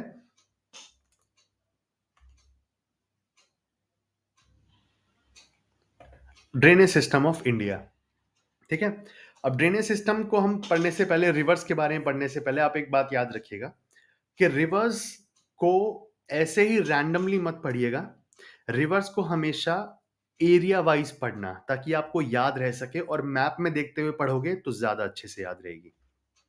ठीक है, अब ड्रेनेज सिस्टम में क्या है, ड्रेनेज सिस्टम मतलब रिवर सिस्टम, हमारी कंट्री का रिवर सिस्टम, जो कि एक तरीके से हमारी कंट्री के लिए लाइफ लाइन है, क्योंकि वाटरवेज हम जो शिप वगैरह वो होती हैं वो वहाँ करते हैं, हमारे को रिसोर्सेज हमारे को यहाँ से मिलते हैं, पानी का फ्लो जो है, पानी which is the most essential part of life, वो यहाँ से मिलता है, एग्रीकल्चर आप अच्छे से कर सकते हैं। ठीक है, तो ये सब चीजें हैं, ये ड्रेनेज सिस्टम को बहुत इंपॉर्टेंट बनाते हैं, इसलिए क्वेश्चंस एग्जाम में ज्यादा यहाँ से पूछे जाते हैं, क्योंकि बहुत ही ट्रिकी चीजें यहाँ से पूछ ली जाती है।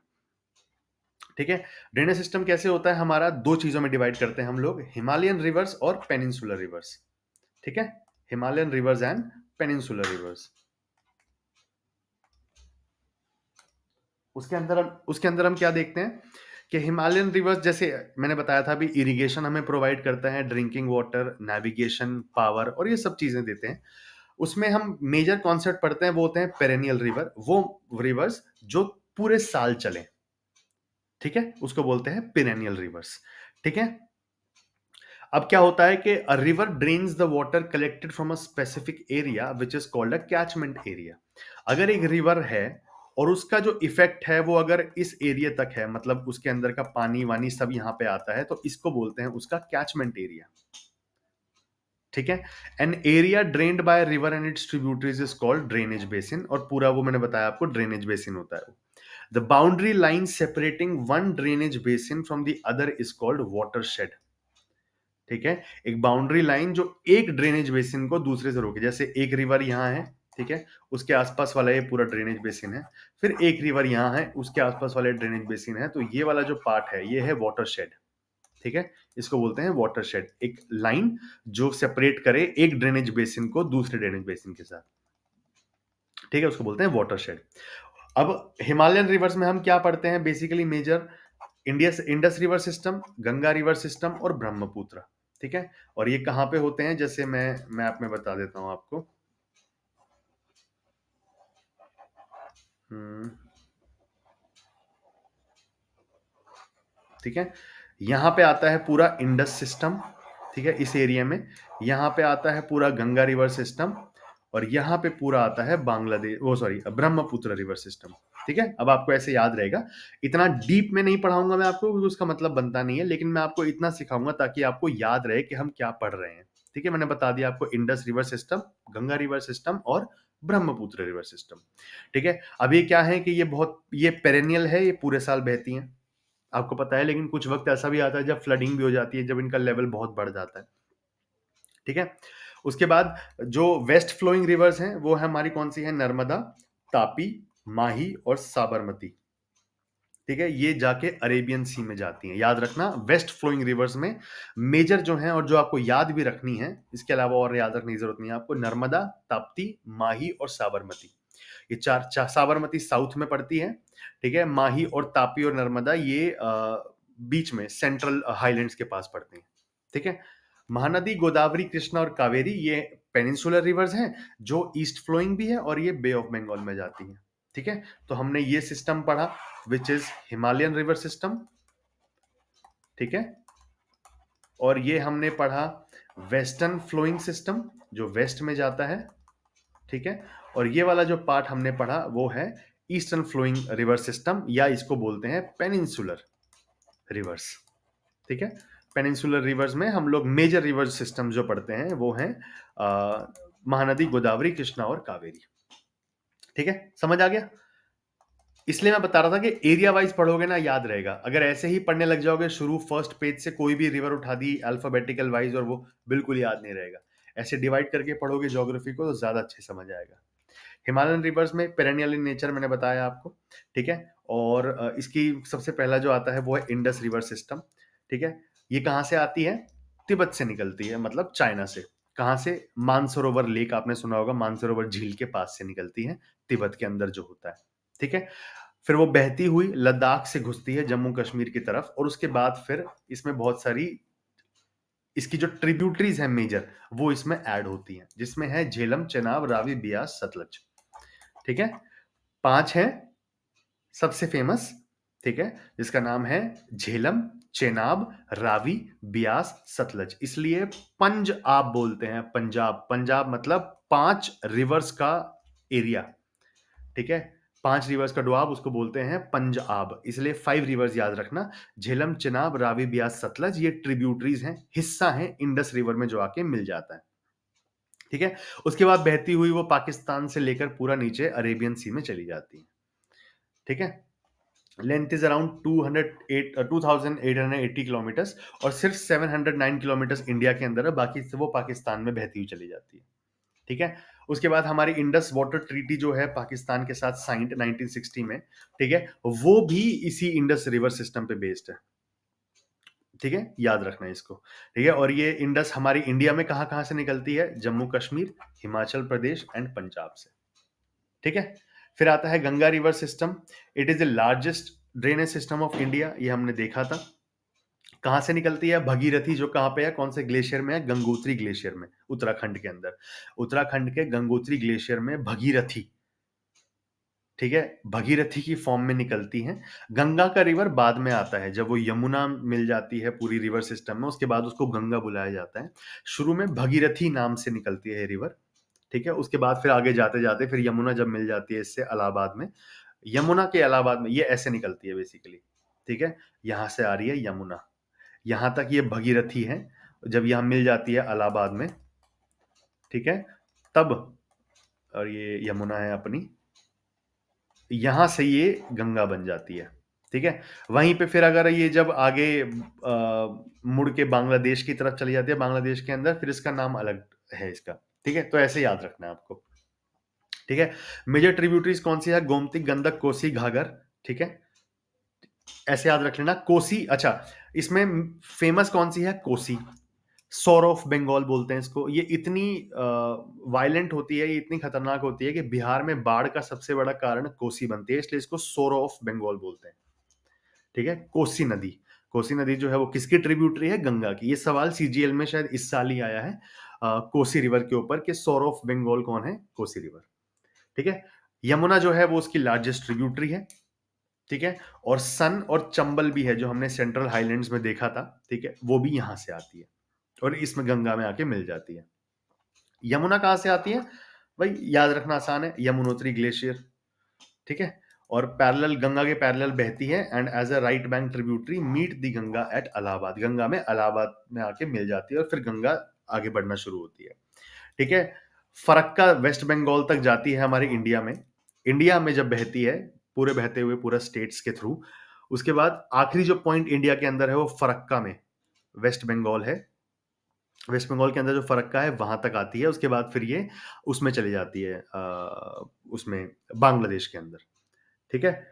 उसके बाद द रिवर बाइफरकेट्स हेयर, फरक्का में बाइफरकेट हो जाती है, भगीरथी और हुगली के नाम से बुलाया जाता है इसको, और उसके बाद जाके ये बे ऑफ बंगाल में जाके गिर जाती है, ठीक है। भगीरथी और हुगली बाद में इसका नाम पड़ता है, डिस्ट्रीब्यूटरी बट जाती है और बाकी फिर बागी जाके बे ऑफ बंगाल, बंगाल की खाड़ी में गिर जाती है। गंगा का नाम बांग्लादेश में बुलाते हैं पद्मा रिवर, ठीक है, पद्मा रिवर, ठीक है। और ये गंगा और ब्रह्म, जब गंगा यहां से आ रही है और ब्रह्मपुत्र यहां से आ रही है, तो जो ये पूरा डेल्टा क्रिएट करती है ना एरिया, ये बहुत ही फेमस, वर्ल्ड का लार्जेस्ट डेल्टा है ये, और उसको बोला जाता है सुंदरबन। आपने सुंदरबन के टाइगर सुना होगा, मैंग्रोव्स जो हैं वो सुंदरबन में होते हैं। मैं आपको इतना कंफ्यूज नहीं करूंगा, बस ये याद रखना कि गंगा और ब्रह्मपुत्र जब आके मिलती है और वहां जो डेल्टा क्रिएट होता है वो वर्ल्ड का लार्जेस्ट डेल्टा है और उसका नाम है सुंदरबन डेल्टा, ठीक है। अब हम पढ़ लेते हैं Brahmaputra river system. Brahmaputra river system में क्या है, the river Brahmaputra originate from Chema Yungdung glacier, कहाँ पे है, कैलाश रेंज में जो तिब्बत में है, ठीक है। ईस्ट में लेक मानसरोवर, अब मानसरोवर से क्या याद आ रहा है, मानसरोवर लेक के वेस्ट के थ्रू निकलती है इंडस, और ईस्ट में निकलती है चेमा युंगडुंग ग्लेशियर से, कैलाश रेंज के पास जो है, कैलाश पर्वत के पास जो है चेमा युंगडुंग ग्लेशियर, वहां से निकलती है ब्रह्मपुत्र, ठीक है। The river is known as Tsangpo in Tibet, ठीक है, प्योरीफायर भी इसको बुलाते हैं, सांगपो के नाम से तिब्बत में बहती है, उसके बाद फिर अरुणाचल प्रदेश में घूम के हमारे यहाँ घुस जाती है, जब इसको ब्रह्मपुत्र बुलाया जाता है, ठीक है। It enters into India through a गोर्ज, गोर्ज मतलब एक ऐसा गोल सा एरिया है पूरा, तो जो वो आती है कोई रिवर आती है वो यूं घूम जाती है इसके ऊपर, इसकी वजह से, ठीक है, तो वो गोर्ज इसको बोलते हैं, ठीक है। और अरुणाचल प्रदेश में ये गोर्ज है जिसका दिहांग नाम है, दिहांग नाम से ही घुसती है अंदर, ठीक है। तो बताया मैंने आपको क्या, सांगपो बहती है के नाम से बहती है तिब्बत के अंदर, उसके बाद जब मुड़ जाती है गोर्ज के थ्रू अरुणाचल प्रदेश में, तब इसका नाम होता है दिहांग, ठीक है। ब्रह्मपुत्र की मेजर ट्रिब्यूटरी कौन सी है, तीस्ता, मनस, बराक, सुबनसिरी, ये चार याद रखना, तीस्ता, मनस, बराक, सुबनसिरी, ठीक है। उसके बाद जब ये चलती हुई आसाम वगैरह से आती हुई जब बांग्लादेश में घुसती है तो उसको जमुना बुलाया जाता है, ठीक है। और जैसे ही गंगा से मिल जाएगी इसको बुलाया जाएगा मेघना, ठीक है। ये नाम आपको पहली बार अजीब लग रहे होंगे, लेकिन अगर आप इसको याद करेंगे एक बारी और दूसरी बार जब पीडीएफ एग्जाम से पहले देखेंगे और क्लास दोबारा देखेंगे, तो क्लास दोबारा जरूर देखना, सुनी हुई चीजें ज्यादा लंबे वक्त तक याद रहती हैं, ठीक है, पढ़ने से। तो सब सुन के आप साथ साथ नोट्स को रेफर करके पढ़ेंगे तो ज्यादा लंबे वक्त तक याद रखेंगे और अच्छे से याद रख पाएंगे, ताकि आप रिकॉल कर सकें एग्जाम हॉल में, वो जरूरी है। कितना भी पढ़ लें वो इंपॉर्टेंट नहीं है, एग्जाम हॉल में अगर आप उसको यूज कर पा रहे हैं तो सबसे बेस्ट है, नहीं यूज कर पा रहे हैं तो वो सारी नॉलेज जो है वो वेस्ट हो गई है बेसिकली, ठीक है। तो उस तरीके से करना है कि एग्जाम में आप यूज कर सको उस इंफॉर्मेशन को, ठीक है। फिर आती है हमारी पेनिनसुलर रिवर्स जो साउथ में बहती हैं, ठीक है। जो rivers in south India are called peninsular rivers, ठीक है। Most of these rivers originate from western Ghats, western Ghat से निकलती हैं। These are seasonal rivers, seasonal मतलब जब मॉनसून आएगा तब ये वहां पानी बहता है इन रिवर के वैली उसके अंदर, ठीक है। उससे पहले ये सूखे के वक्त पे सूखी होती है ऑलमोस्ट, ठीक है। और ये कहां से निकलती है, most of these originate from western Ghat से निकलती है और फिर बहती हुई ईस्टर्न घाट्स को तोड़कर अंदर और फिर निकल जाती है बंगाल की खाड़ी की तरफ, ठीक है। इसके बाद इसको हम पेनिनसुलर रिवर को दो चीजें बांट सकते हैं, वेस्ट फ्लोइंग और ईस्ट फ्लोइंग में, क्योंकि नर्मदा, ताप्ती, साबरमती ये देखा था हमने, ये वेस्ट फ्लोइंग रिवर्स हैं, और ईस्ट फ्लोइंग रिवर्स हमने देखा था महानदी, गोदावरी, कृष्णा और कावेरी। अब देखो मेरे को कैसे याद है, क्योंकि मैंने इतनी बार नहीं पढ़ा है इसे, लेकिन क्योंकि मैंने मैप्स के थ्रू ज्योग्राफी पढ़ी है तो मुझे बहुत अच्छे से याद रहती है ज्योग्राफी, ठीक है। तो उसके बाद वेस्ट फ्लोइंग रिवर्स हम पढ़ते हैं, जैसे नर्मदा फेमस जो है, कहाँ से निकलती है, अमरकंटक हिल्स। मैं आपको मेजर चीजें हैं, मैं यहाँ पे लिखूंगा नहीं, अब मेजर चीजें जो है ना वो मैं आपके लिए मार्क करता हुआ चलूंगा ताकि आपको याद रहे और लंबे अरसे तक याद रहे।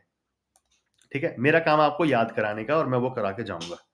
नर्मदा कहाँ पड़ती है, अमरकंटक हिल से निकलती है, जो कहाँ पे है, मध्य प्रदेश में, और बहती हुई फिर उसमें चली जाती है। इसके अलावा आपको याद करने की कोई जरूरत नहीं है।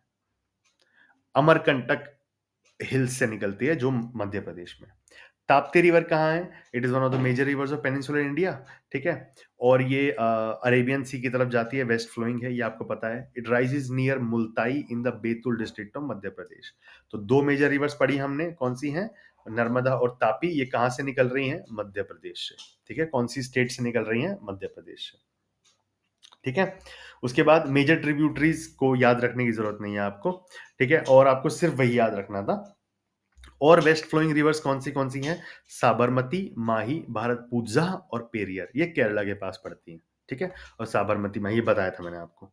तो ये हो गई वेस्ट फ्लोइंग रिवर्स। कितना आसान था, जो इंपॉर्टेंट है सिर्फ वही पढ़ाऊंगा, बेफिजूल का पढ़ाने का कोई मतलब नहीं है। ठीक है, फिर आती है east flowing rivers. East flowing rivers में आती है महानदी बेसिन, सबसे पहली जो रिवर है वो महानदी आती है। कहां पे आती है, रायपुर डिस्ट्रिक्ट इन छत्तीसगढ़। ठीक है, उसके बाद और इंपॉर्टेंट क्या है इसके अंदर कि ये बे ऑफ बंगाल में चली जाती है, ये आपको पता ही है क्योंकि ये ईस्ट फ्लोइंग रिवर है। ठीक है, और उससे ज्यादा करने की कोई जरूरत है नहीं।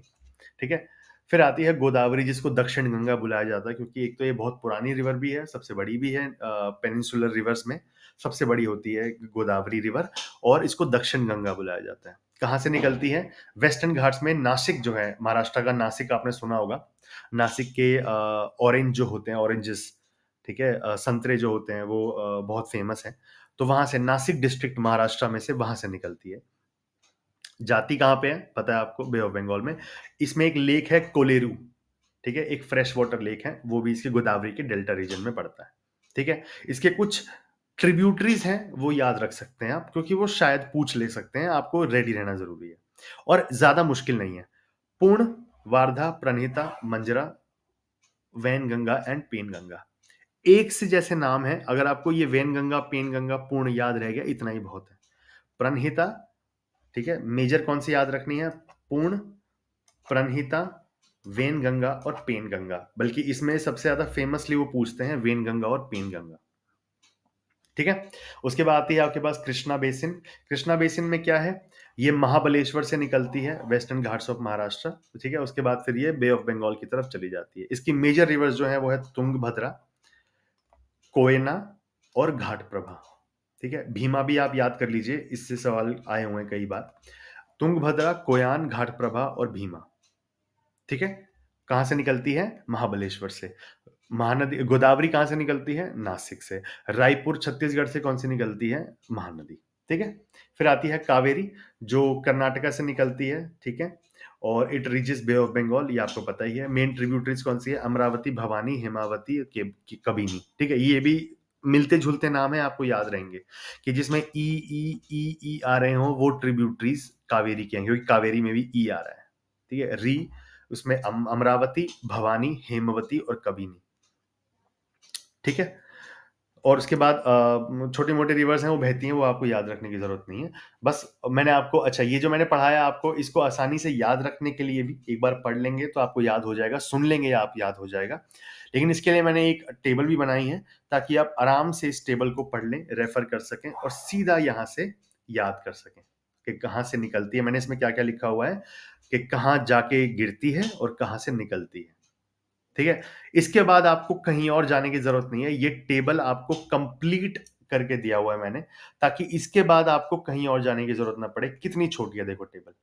ठीक है, ये इतनी छोटी टेबल है कि आपने 2-3 बार भी अगर एक बार सामने रख के अपने पढ़ ली ना, आपको याद हो जाएगी।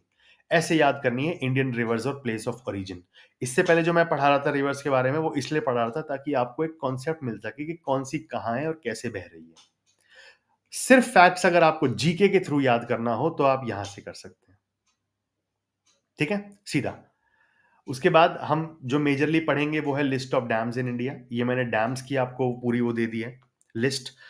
सीधा आप अपनी पीडीएफ फाइल से इनको पढ़ सकते हैं। मैं आपको मेजर डैम्स जो हैं वो यहाँ पे पढ़ा देता हूँ ताकि आपको याद रहे और आपको इसके अलावा नहीं पढ़ने हैं, ठीक है? जैसे सरदार सरोवर डैम, ठीक है? कहाँ पड़ता है? नर्मदा रिवर पे, जो वेस्ट फ्लोइंग रिवर है। और कहाँ है वो? गुजरात में। नर्मदा रिवर के पास एक स्टैच्यू ऑफ यूनिटी भी बना था कुछ टाइम पहले, ठीक है? सरदार वल्लभ भाई पटेल साहब का। तो उनका वहां पे बना था बहुत बड़ा स्टैचू ऑफ यूनिटी। तो वो सरदार सरोवर डैम के पास है, नर्मदा, गुजरात में, ठीक है? श्रीसैलम डैम जो है वो कृष्णा रिवर पे है, विच इज इन तेलंगाना। फिर आता है गांधी सागर डैम जो चंबल रिवर पे है, ठीक है, एमपी के अंदर जो है। ओमकारेश्वर डैम भी नर्मदा पे है, जो मध्य प्रदेश से के एरिया में पड़ती है। मुल्ला पेरियार डैम, इसके ऊपर बहुत इश्यूज चलते हैं, तो ये भी याद कर लीजिएगा, पेरियार रिवर के ऊपर है ये, ठीक है, जो वेस्ट फ्लोइंग रिवर है। Periyar is a west flowing river. ये मैंने आपको ऊपर पढ़ाया था, अगर आपने ध्यान नहीं दिया उस लाइन के ऊपर, तो मैंने यहाँ पे भी लिख दिया है कि वेस्ट फ्लोइंग रिवर जो पेरियार है, केरला के अंदर आती है, उस पे मुल्ला पेरियार डैम है, ठीक है। नागार्जुन सांगर बहुत फेमस डैम है जो कृष्णा रिवर के ऊपर है और आंध्र प्रदेश तेलंगाना के पास आता है, ठीक है। उसके बाद फेमस है टिहरी डैम, भगीरथी रिवर के ऊपर आता है, जो गंगा वाला पार्ट है, और उत्तराखंड में ये पड़ता है। फिर आता है इंदिरा सागर डैम, नर्मदा, मध्य प्रदेश, ये हम देख चुके हैं, ठीक है। उसके बाद फेमस आपके पास कौन से हैं? भाखड़ा नंगल डैम, सतलज रिवर के ऊपर पड़ता है, हिमाचल प्रदेश में। सतलज रिवर, हिमाचल प्रदेश, कौन सा है? भाखड़ा नंगल डैम, ठीक है। उसके बाद ये आपके फेमस डैम्स थे, ये मैंने आपको लिख के दे दिए, ठीक है। उसके बाद ये आ गए लेक्स, जो मैंने आपसे बात की थी इसके बारे में, ठीक है। आपको सारे लेक्स याद रखने की जरूरत नहीं है, जो लार्जेस्ट, स्मॉलेस्ट, बिगेस्ट, लॉन्गेस्ट, ये याद रखने की जरूरत है, उसके अलावा आपको याद रखने की जरूरत नहीं है। Largest fresh water lakes in Asia and India, fresh water lake कौन सा है? वुलार लेक, जो आता है कश्मीर में, ठीक है। लार्जेस्ट फ्रेश वाटर देख लिया, अब लार्जेस्ट सॉल्ट वाटर कौन सा है? चिलिका लेक, उड़ीसा, जो मैंने बताया था। अब ये तो नेचुरल है, natural largest fresh water lake, natural largest salt water lake. अब लार्जेस्ट आर्टिफिशियल लेक कौन सा है? गोविंद वल्लभ पंत सागर, ठीक है, जो रिहांद डैम के ऊपर है। Govind Vallabh Pant Sagar largest artificial lake हो गया, ठीक है। लार्जेस्ट देख लिए। अब लॉन्गेस्ट में जो केरला के पास पड़ता है वो कौन सा है? वेम्बनाड, केरला में। सबसे ऊंचाई पे जो लेक अवेलेबल है वो है चोलामू लेक, ठीक है। और Sambhar lake is the in Rajasthan is a salt water lake. Sambhar lake भी बहुत इंपॉर्टेंट है, लूनी रिवर है जो इससे जुड़ी हुई है। क्या नाम है? लूनी रिवर, ठीक है, याद रखना। तो ये है लिस्ट ऑफ ये लेक्स इन इंडिया, ये मेजर वाले याद करने हैं। बाकी आपको ये सब चीजें इतनी ध्यान से पढ़ने की जरूरत नहीं है।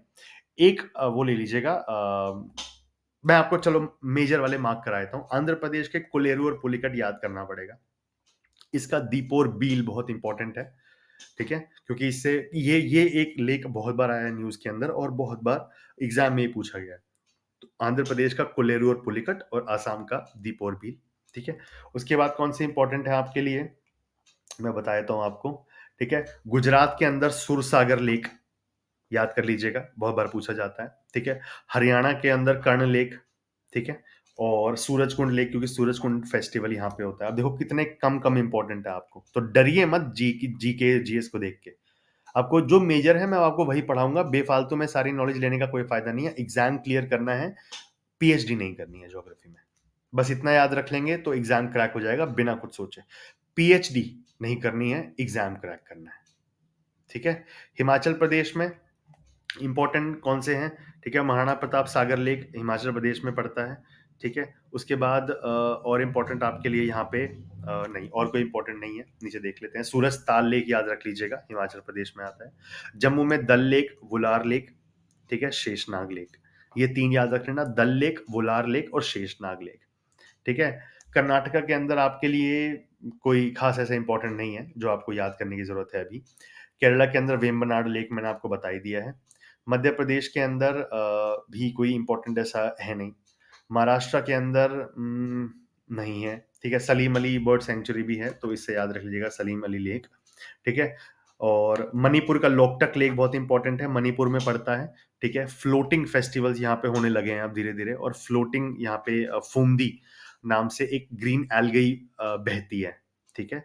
और सांघाई जो डियर है एक, ठीक है, बहुत फेमस, वो यहाँ का है, ठीक है, जो कि एक बहुत जो हमारी वाइल्ड लाइफ प्रोटेक्शन एक्ट के एंडेंजर स्पीशीज में भी आता है, ठीक है, सांगाई डियर जो हो गया वो यहाँ पे होता है, और फुमदी नाम की ग्रीन एल्गी बहती है इस लेक के पास, फुमदी बुलाते हैं इसको, ठीक है। और सांगाई मैंने आपको बताया इसके बारे में।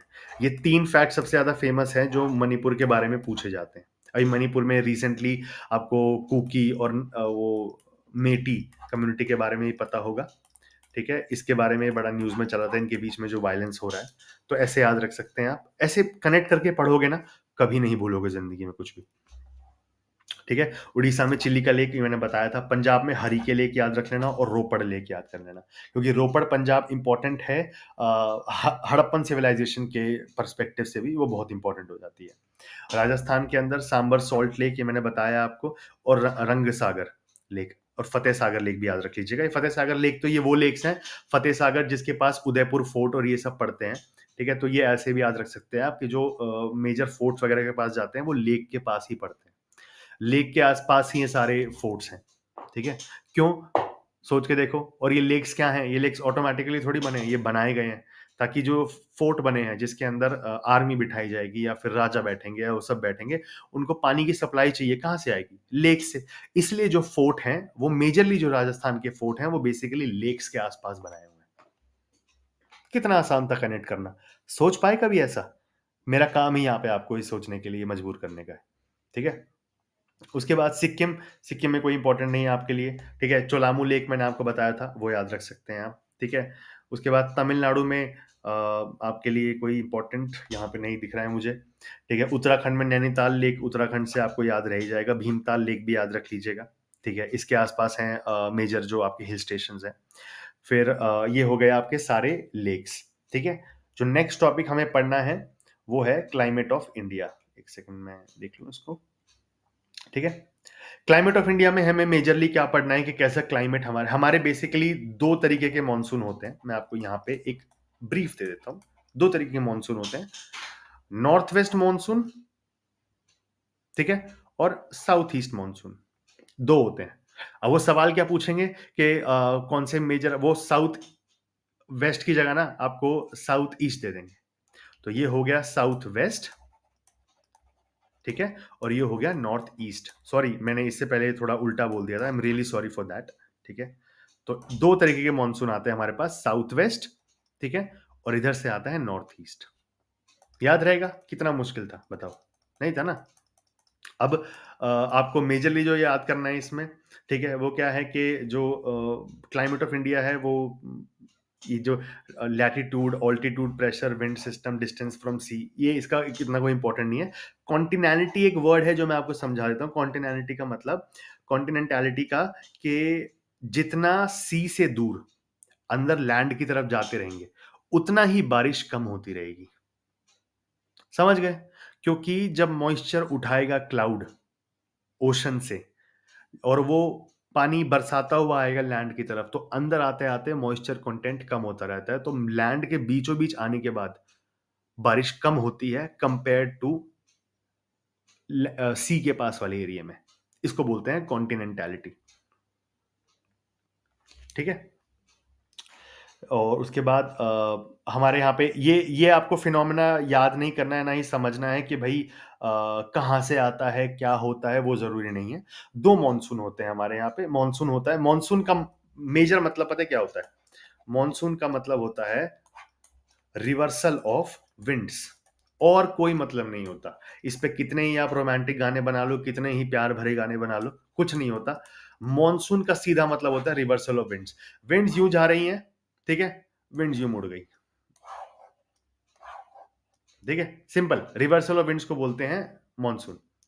तो जब हमारे यहाँ पे मई, जून, जुलाई के इन महीनों के अंदर, ठीक है, जब फिनोमिना समझने की जरूरत नहीं है आपको, बस ये याद रखना कि ये मेन लैंड है, ठीक है, ठीक है। और उसके बाद यहां से हवा आई, ठीक है, आई, उसके बाद मेन लैंड तक गई, हिमालयस तक टकराकर, ठीक है, इधर मुड़ गई, यहीं घूम गई ये सारी, ठीक है, यहीं पे रही। ये कौन सा हो गया? साउथ वेस्ट मॉनसून, ठीक है। उसके बाद ठंड का टाइम आता है, फरवरी मार्च के आसपास, जिसमें क्या होता है, नॉर्थ ईस्ट मानसून होता है, ठीक है, यहाँ से इस तरफ आता है ये मानसून निकलता हुआ, तिब्बत रीजन से आता है ये, ठीक है। तो ये हो गया नॉर्थ ईस्ट मानसून, सिंपल, उससे ज्यादा कुछ करने की जरूरत नहीं है आपको, ये समझाने के लिए था कि मानसून का मतलब होता है रिवर्सल ऑफ विंड्स, ठीक है। बेशक कितने गाने बना लो इसके ऊपर, लेकिन इसका मतलब यही रहेगा, monsoon of winds, reversal of winds. ठीक है, ठीक है। उसके बाद most dominant factor which affects the climate of India is monsoon winds. ये मैंने आपको बताया, मानसून डिसाइड करता है आपका एग्रीकल्चर, आपका ट्रांसपोर्टेशन, आपका फूड, एवरीथिंग। तो हमारा जो सारी चीजें, जो हमारा क्लाइमेट है, वो डोमिनेंटली किससे अफेक्टेड है, अपने मानसून से, ठीक है। Climate of south east India is also influenced by north east monsoon. ये मैंने बताया आपको, साउथ वेस्ट मानसून और नॉर्थ ईस्ट मानसून, ठीक है। 4 तरीके के सीजन होते हैं हमारे यहाँ पे। विंटर जनवरी से फरवरी चलता है, हमें पता है। उसके बाद प्री मानसून और समर और हॉट वेदर सीजन, वो आता है मार्च में, प्री मानसून का टाइम है, अब मानसून बनना शुरू होगा। जब साउथ वेस्ट मानसून आता है तब जून से सितंबर में आता है, ठीक है। और नॉर्थ वेस्ट मानसून आता है अक्टूबर दिसंबर में, अभी आएगा, जब अभी हमारा टाइम चल रहा है तो अक्टूबर दिसंबर के बीच में आएगा नॉर्थ वेस्ट मानसून, ठीक है। सबसे ज्यादा बारिश कहाँ पे होती है, मैसूरम, ठीक है, जो मेघालय के अंदर है, वहां पे सबसे ज्यादा हाईएस्ट रेनफॉल 1141 सेंटीमीटर होती है। पूरे वर्ल्ड में सबसे ज्यादा यहाँ पे बारिश होती है, ठीक है। और average annual rainfall of India is 118 centimetre, which is quite good. इसलिए हमारा एग्रीकल्चर प्रोडक्शन इतना ज्यादा है, नंबर वन एक्सपोर्टर हम है, नंबर वन प्रोड्यूसर कितने सारी क्रॉप्स में हम है। और क्योंकि हम इतना उगा सकते हैं उसको, तो इसलिए हमें आदत भी है, इसलिए इंपोर्ट भी हम बहुत बड़े लेवल पे राइस, वीट, ये सब करते हैं। तो एग्रीकल्चर जो है, प्रोडक्शन हमारे यहाँ पे बहुत अच्छा है, क्योंकि मानसून है हमारे यहाँ पे और बहुत अच्छे से बारिश होती है। तो एवरेज एनुअल रेनफॉल देख लो आप, 118 सेंटीमीटर। कितनी सारी कंट्रीज है मिडिल ईस्ट वगैरह में बारिश ही नहीं होती है, 20 सेंटीमीटर रेनफॉल भी मिल जाए तो भी बहुत बड़ी बात है। तो इसलिए 118 सेंटीमीटर हमारे यहाँ बहुत खतरनाक रेनफॉल का लेवल है, जो बहुत अच्छे से यहाँ पे मिलता भी है हमें। अब रेनफॉल आएगी तो वेजिटेशन भी होगा, ठीक है। अब हम देखते हैं नेचुरल वेजिटेशन, ठीक है। ये चलो इसको नेक्स्ट क्लास में कंप्लीट करते हैं, नेचुरल वेजिटेशन को। अभी क्लास को यहीं खत्म करते हैं, नेक्स्ट हम नेचुरल वेजिटेशन का करेंगे। इन क्लासेस में जो मैंने आज क्लास ली है, इसमें कोई भी टॉपिक आपको समझ नहीं आ रहा है, किसी में कंफ्यूजन है, तो आप मेरे को टेलीग्राम चैनल पे जाकर फॉलो करके मुझे मैसेज भेज सकते हैं डायरेक्ट, ठीक है। मैं आपको वहीं पे रिप्लाई कर दूंगा, आपकी क्वेरी सॉल्व करने की कोशिश करूंगा। और जैसे मैंने पहले बताया हुआ फर्स्ट क्लास में, कि जो भी ये पीडीएफ हैं, ये सारी अवेलेबल हैं मेरे टेलीग्राम चैनल पर, जिसका डिस्क्रिप्शन में लिंक दे दूंगा आपको। आप क्लिक करके सीधा टेलीग्राम में जाके वो पीडीएफ ले सकते हैं, फ्री कॉस्ट पे मिलेगी पीडीएफ आपको। बेस्ट क्वालिटी की पीडीएफ अवेलेबल है जीएस के लिए, आपको अवेलेबल जो इंटरनेट पे मिलेगी। एक बार पढ़ लीजिए, उसके बाद प्रीवियस ईयर क्वेश्चन सॉल्व करके देखेंगे, यू विल रियलाइज कि मैं झूठ नहीं बोल रहा हूँ, ठीक है। तो प्लीज पढ़िए अच्छे से एग्जाम के लिए, ठीक है। और सीजीएल 2024 के लिए हम प्रिपरेशन कर रहे हैं पूरी, उसी के हिसाब से मैं आपको पढ़ाऊंगा और उसी के हिसाब से तैयार करूंगा। सो thank you so much for watching this video. अगर आपको अच्छी लगी हो वीडियो तो प्लीज लाइक, शेयर शेयर कर दीजिए अपने जो फ्रेंड्स हैं, सीजीएल के लिए पढ़ रहे हैं, जो कोई और एग्जाम के लिए पढ़ रहे हैं उनके साथ। और अगर अच्छा लगे तो कमेंट कर दीजिए अच्छा सा, ठीक है। और अगर कोई इशू होता है, कोई प्रॉब्लम है, तो आप कमेंट में सीधा लिख सकते हैं। मेरे को क्रिटिसिज्म लेने में कोई इशू नहीं है, क्रिटिसिज्म से इंसान बेटर बनता है। तो मैं क्रिटिसिज्म के लिए हमेशा रेडी रहता हूँ, तो कोई इशू नहीं है, आप क्रिटिसिज्म दीजिए। कोई भी आपको कमी लगती है, कमी पेशी है, मेरा काम है उसको पूरा करना, क्योंकि आपका सीजीएल निकलवाना मेरा काम है। तो आपकी जो प्रॉब्लम्स है उनको देखना भी मेरा काम है, ठीक है। तो पढ़ते रहिए, keep studying and keep supporting. Thank you so much.